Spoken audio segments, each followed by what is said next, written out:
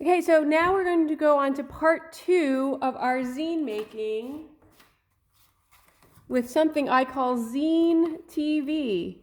It's basically a hole cut in one of our pages, and then we slip a piece of paper in and we create an illustration of something that's happening on our TV. So for me, I have a heart that goes up and down. So your animation can be anything you like. So we start off with our folded zine. We folded that in the first class. And then we're going to draw a square on one of our pages. I like to do mine on page 2. So I drew a square. And then we're going to cut out the square. We're going to cut out the square. So here is a simple way to cut out a square.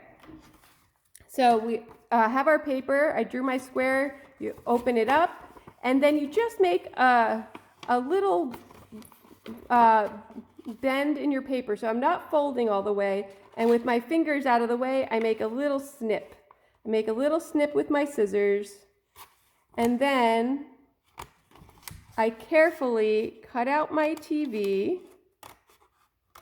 Being careful with my scissors, taking my time, no need to rush. No need to rush. And you can have multiple TVs in your zine. You just have to be thoughtful about where you put them. So if I fold my zine back up, now I have a window here. I have another window here. You can put a couple of windows, a couple of TVs in your zine. So here's one.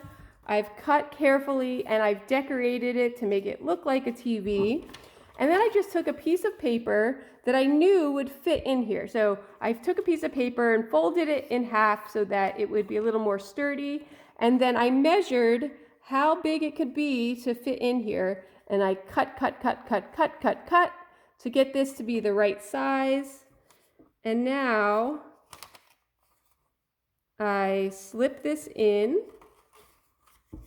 And then when I get to my first spot where my illustration was going to be, I made dots. 1, 2, 3, 4 dots. And then I moved my paper up so I could see the second set of dots, and then put a couple more dots, and then move the paper up, a couple more dots, move the paper up, a couple more dots.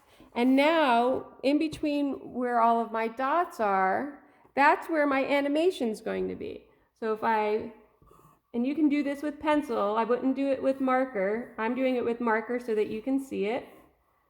In each of these, I will put an animation pane. So maybe I'm going to start with a circle, and then maybe the next one is a circle with some eyes, and then the next one is a circle with some eyes and sort of a meh face. And then the last one is a circle with a smile. So when I go to put it into my TV,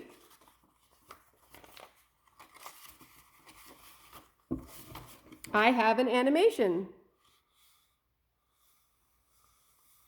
And then you can make it go the other way too. Okay, so we're going to go over this in class.